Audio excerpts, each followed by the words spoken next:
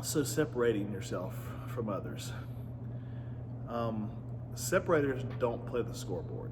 Separators don't give in to days when they're not feeling 100%. Separators are always looking for opportunities to break from their pack and to get that extra maybe play or whatever it is to help not just themselves but their teams become great.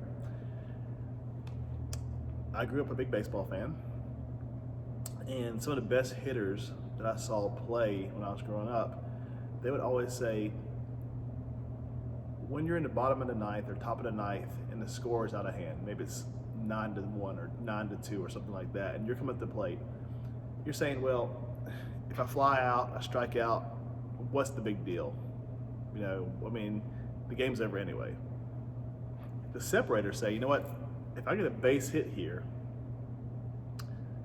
that could at least inspire someone on the bench to maybe get a hit behind me, and maybe you never know what it may turn into. On a personal basis, maybe I've gone 2 for my last 9. Well, if I fly out, I'm 2 for 10, I'm batting 200. If I get a base hit, now I'm 3 for 10, and I'm batting 300. And 300 hitters get into the Hall of Fame. So that one at bat, even though the score is out of reach, out of hand, you say, you know what, that could be the difference in me playing another 5 years of my life, maybe being in a Hall of Fame, or maybe me just being another player and be out in the game in a couple of years.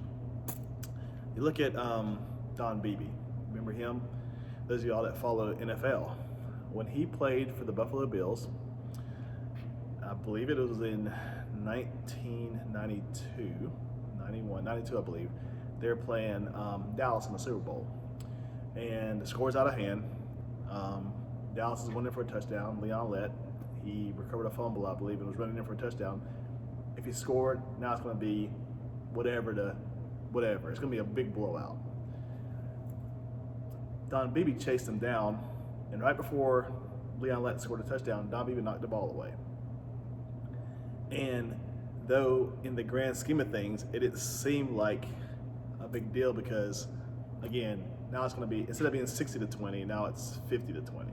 Well, your personal pride set an example for others that you don't stop, you don't quit when you're not feeling your best, when you're not at your best. You figure out ways to play and to keep yourself at a certain standard.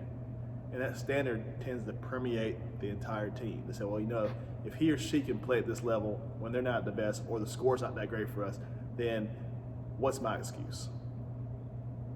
And I believe, really, the great players show their greatness when they are not feeling their best. So try to remember that as you go through your high school season this year and through your other seasons going on, that there are going to be days as players, as coaches, when you're not at your best, when you're not feeling your best. That's when you got to draw something from inside and say, you know what, I've got to raise my level of focus and not give into this because people around me need me. And I have a lot of personal pride in myself to be great when I'm not feeling great. And at least if I'm not being great, I'm being good instead of just being blah. So that is a separator: greatness, good, and blah.